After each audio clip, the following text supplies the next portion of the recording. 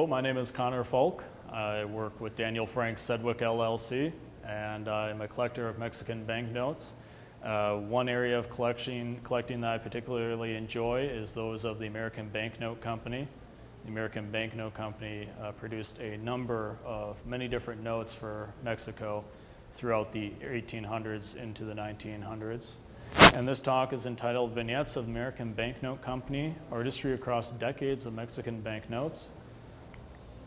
The history of Mexican currency begins with the gold and silver coins that were widespread in circulation during the colonial period of time. These were the most trusted form of commerce, of circulating coinage, that the people trusted that these coins would hold their value rather than trusting any sort of banco or government entity to back their value. The paper money of Mexico was introduced within a year of independence. You have the Empire of Iturbide that issued several denominations, initially using papal bull paper. You can see here there is one that's been displayed with the denomination side on one area, and then you have the papal bull on the reverse. Later on, they made their own banknotes, much smaller and without having to reuse paper. We have an example of that over here with the 10 pesos. Now, it wasn't until the 1860s that banknotes really began to catch on with the populace, that banknotes began to circulate and be printed. The initial forms of paper money in that time period would have been through mining companies or mercantile companies. Even pawn shops would have their own notes produced at that time period, purely as a form of facilitating commerce within their own business area. We have an example here of a 50 centavos specimen produced by the American Banknote Company. And this dates to the early 1870s. It has a mining scene on it in the vignette. The American Banknote Company also produced the National Pawn Shop series of notes.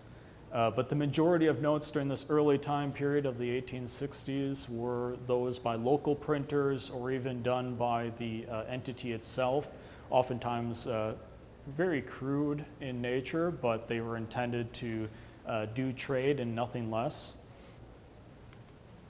The American Banknote Company has a very storied history, not just within Mexico, but across the world. They were one of the predominant manufacturers and designers of banknotes.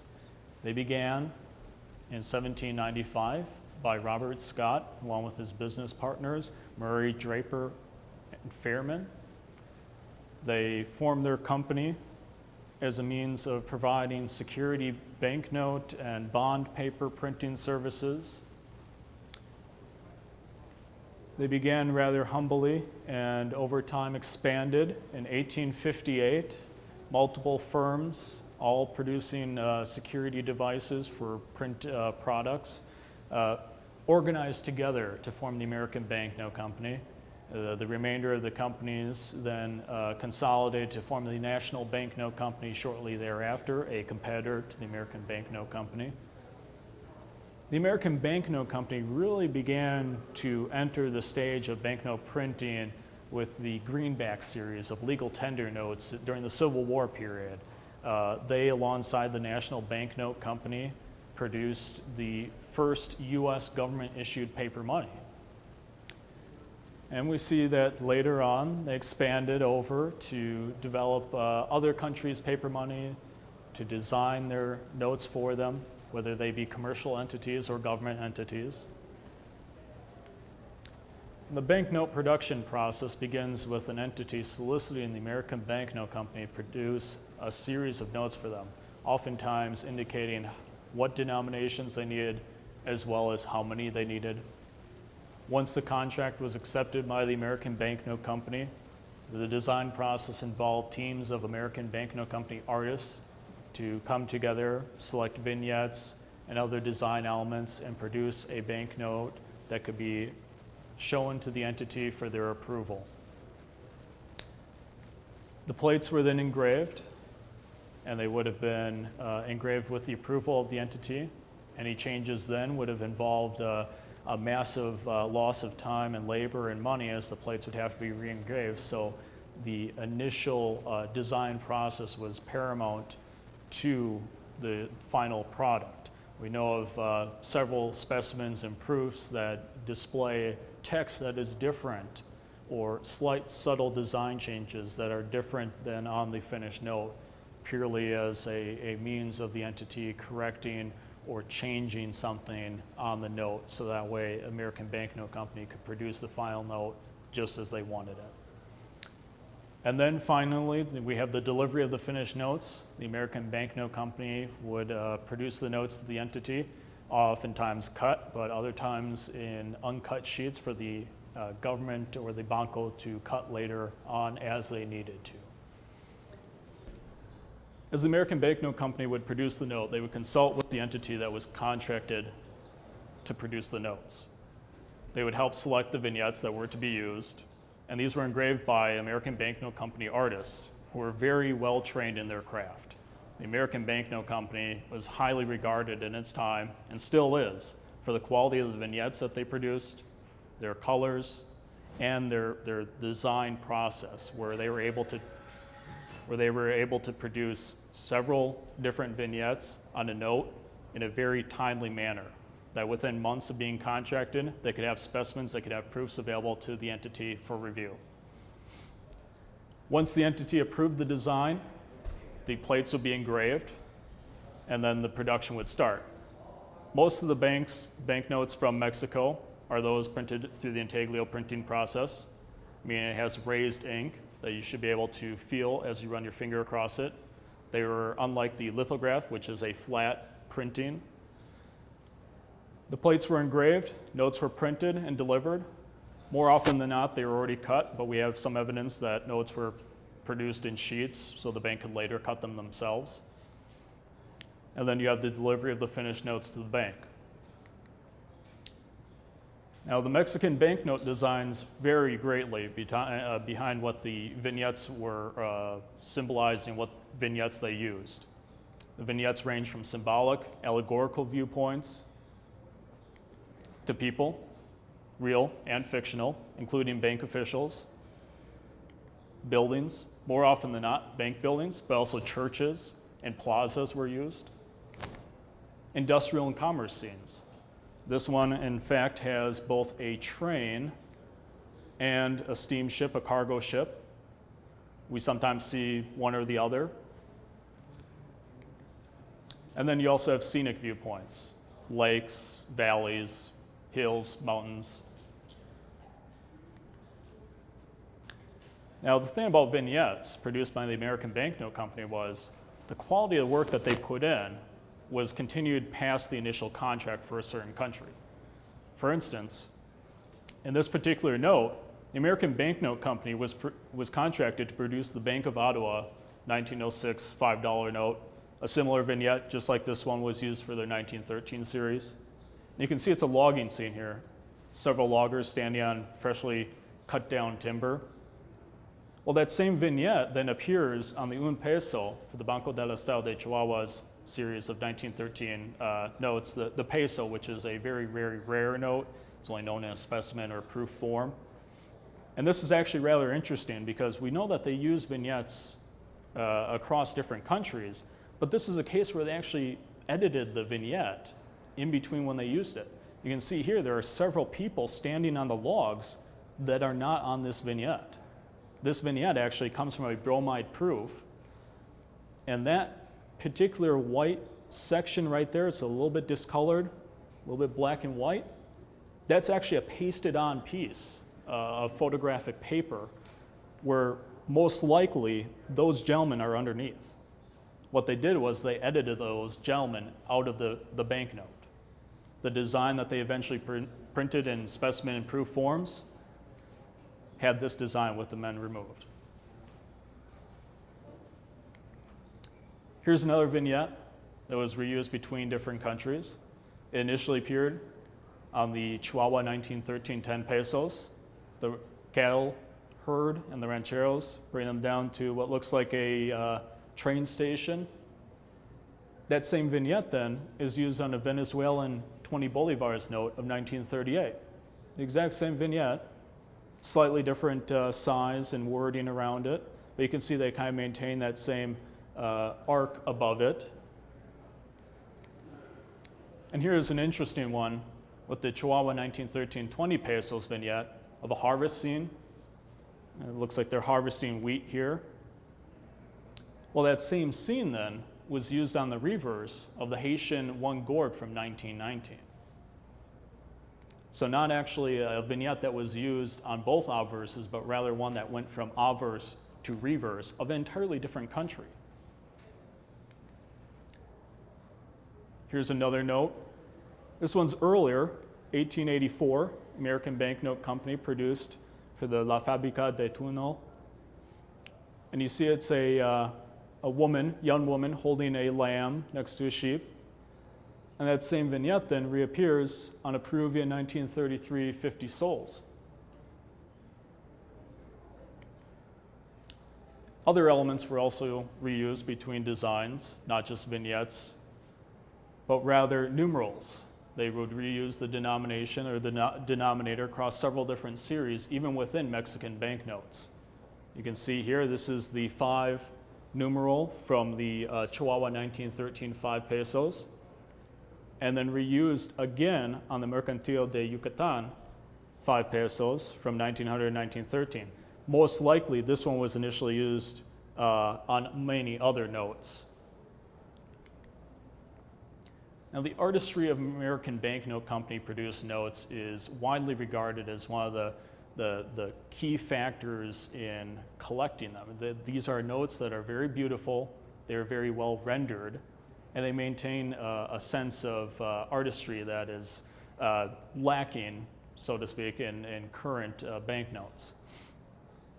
These designs, they had to be both practical, that they could be easily used, easily reproduced by the American Banknote Company in a timely manner, but also ones that were difficult to counterfeit. And they had to be appealing to the eye too. The design was actually a matter of pride, not only for the entity that was producing the notes, that had the notes produced, but also the country and the American Banknote Company itself, that they needed to put out a quality product. And certainly they did so with the many notes that they did for the Banco series from the early 1900s. You can see here, this is 10 pesos that they used a mining scene. And we'll do a little blow up here of the 2 sequences there. So this is a vignette that they produced and kind of separated out across the note to take up a little bit more space, but also maintain an appealing design. And here we have a rather rare Mexican note that was produced by the American Banknote Company quite a bit earlier in the time period, much earlier than the Banco series, but rather a bank that was established for basically international trade. And the vignettes that they used are rather folksy in nature, that we have several people standing here, looks like a farming couple, and some people with horses, donkeys, perhaps traveling. This was kind of a scene that they figured would be very applicable for this banknote series. This is one of the most popular notes with the reverse design of the Mexican eagle. It's a very nicely designed note with a very bold eagle in the center and a bright red coloration on the outside. The American Banknote Company they were not shy in using color, especially on the Mexican banknotes. That was one of the main forms that they could highlight their design and make it stand out and make it look good for whoever was circulating it. Here we see a note where we have both a real figure as well as more allegorical figures. They would combine various vignettes to produce a note that was appealing. They even have Another vignette there in the center of a woman with a headdress. And here we see a similar series to the previous one with the folksy scene, but rather one that displays several vignettes of women. We have a young child there, an older woman there, and a bust right there in the center, along with a commerce scene. We have a steamship passing a lighthouse, as well as a train, a very common theme for Mexican banknotes. This is a very nice note with a very well use of color by the American Banknote Company. We see underprint of blue, along with green and more of a brownish orange, basically kind of creating sort of a 3D effect in a way of the note, making it all stand out. And of course, we have the eagle vignette that was used on several notes, both obverse and reverse designs. And here we have a scene where we have a church and a valley in the background. This was basically one of the examples of where they used the locale to develop the design process, where they weren't just pulling allegorical scenes out and pasting them onto a note and using that. This is one where they actually draw upon the locale. And here we have a very nicely designed allegorical seated woman with a line which is unfortunately punch canceled, but is there. Now this is one where we actually have a real person. This is the daughter of one of the bank officials for the Banco de Sonora. And we have allegorical figures as well. On this one, we have the bank building that you saw prior, as well as a historical figure there. And another very nicely used example of coloration here with a dark reddish orange and kind of like a sunburst in the background on the underprint. The American Banknote Company didn't let anything pass by them. If they could make a note look good, they would, and that's one way that they made this note really stand out. Here we see the bank building. And here we see another scene of industrial and commerce that they were so apt to highlight in banknotes through the use of cargo ships or trains. This particular vignette is also used, I believe, on a Canadian banknote that I do not have the information for at this time, but I have seen it before. And we also see that the large bank title there is very nicely done, nicely rendered, kind of a 3D effect, again, to highlight the bank and show sort of a pride in the product that they're issuing. This one we see a bank official in the center, along with two allegorical figures.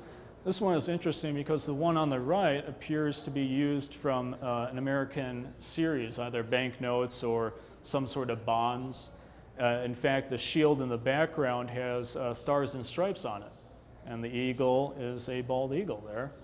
So it's possible that this was reproduced on an American banknote, if not perhaps some bonds or some stock certificates at the time. Here's another example of nice contrasting colors that the American Banknote Company did. We have a nice sky blue underprint down here, and it fades up to more of a green and yellow underprint up here. This is another nice note where it shows the industrial and commerce aspect that the American Banknote Company was trying hard to capture.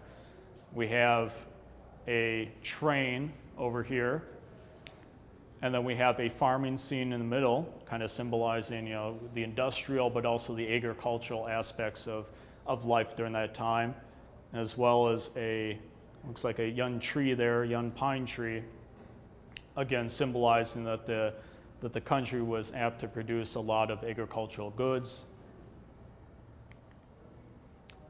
Here we see another banknote that features the bank on the note itself. and also a prime example of the use of color across the series, with a nice purple color throughout, as well as contrasting blue, yellow, and a lime green underprint. This is one of the most popular Mexican banknotes. It features the 3 colors of the Mexican flag, and it also has a vignette in the center that harkens to the cap and raise series. This was one of the first commemorative banknotes produced ever. It commemorated the independence, the centennial of the Mexican independence. We also see here, I'll mention this as well, we have a 2-cent tax stamp up here. Since this was issued by a private bank, they had to pay taxes for all the banknotes that they issued, and this stamp would symbolize that the tax had been paid for this note. Here's a wonderful example of a note that used the nation's numismatic heritage on a banknote. So we see coins actually used in the design. And if you add them up, we're talking, we've got 8 reales there, basically pesos.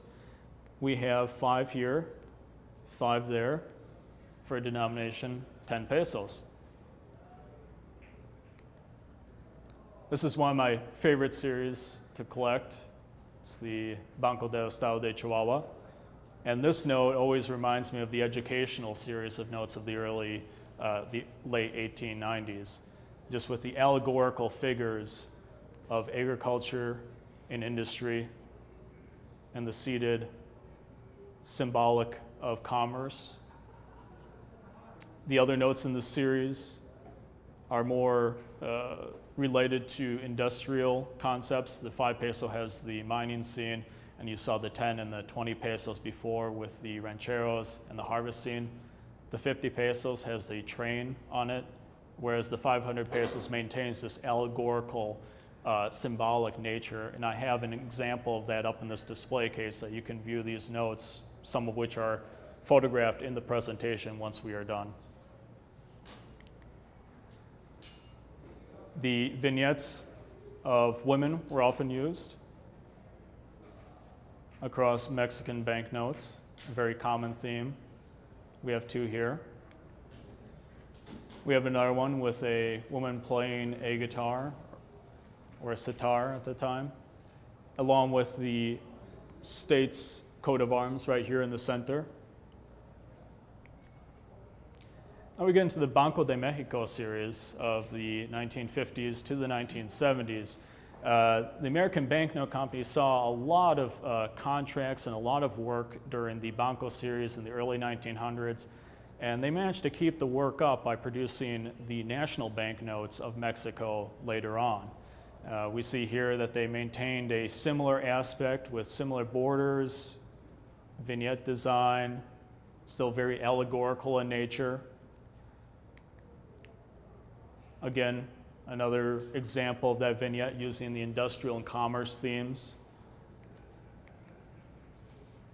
This is a lovely vignette right here in the center, symbolizing knowledge. We have what is commonly called a gypsy note with a woman in the center. Later on, the series of notes would become more related to Mexican heritage. They would feature vignettes of Mexican heroes such as Juarez, and you have designs that harken back to the actual history of Mexico, less so than the allegorical designs that may have been used on other banknotes at the time. So the legacy of the American Banknote Company is that over time, as countries began to produce their own notes, we know that Mexico began producing theirs by themselves in the 1980s, that the American Banknote Company began to shrink in size in terms of production.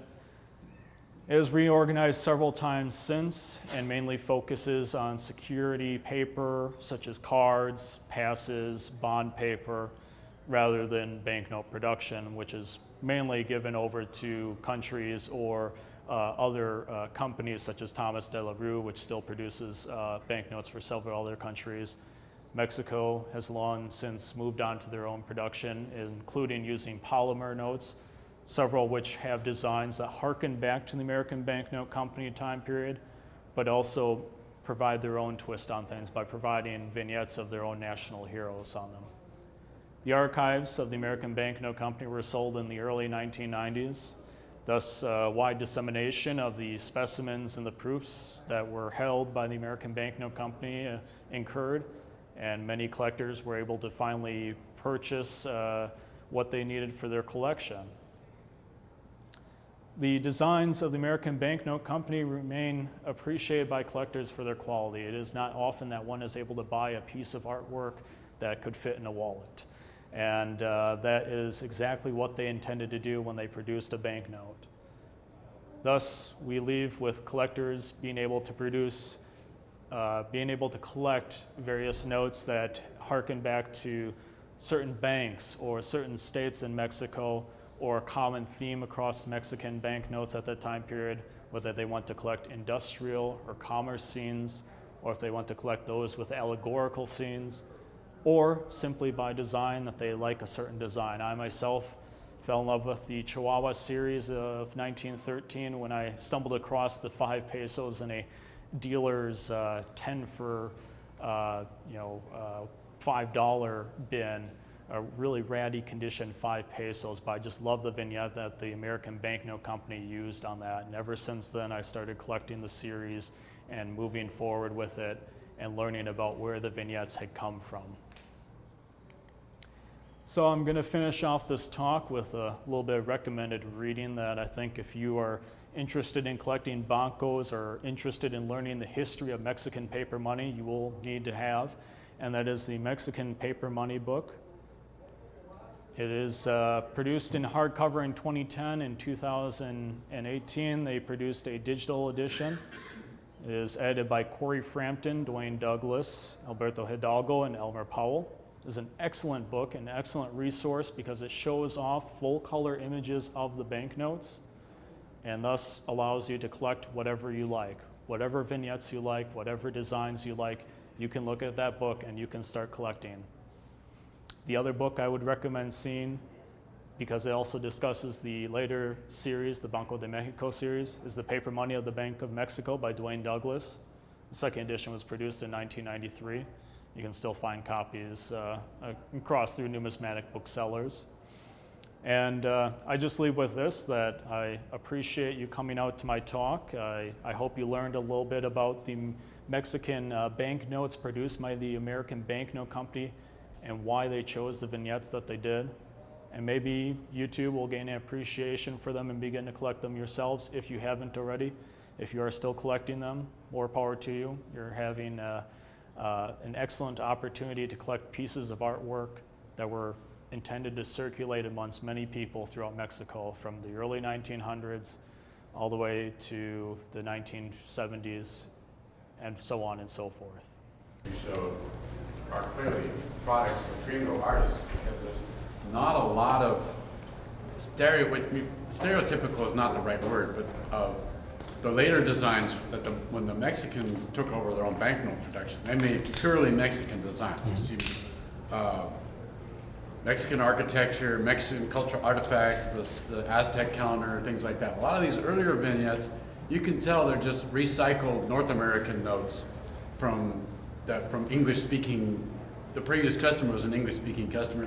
The allegorical figures are very clearly European-looking. They're not what you might call Mexican-looking, things like that. So, and we had a couple of talks in the past where they talk about the iconography of Mexican paper and the conflict between the adhering to the European ideals versus a more Mexican type of iconography. Yeah, and certainly what they were producing was they were using vignettes that were produced from photos of different scenes from different countries. That these vignettes initially began as photographs of a scene, and they would be reproduced by the American Banknote Company purely as a vignette form.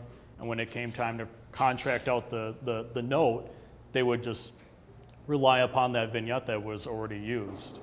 And thus they would put that in the banknote, and the banknotes would be produced as such.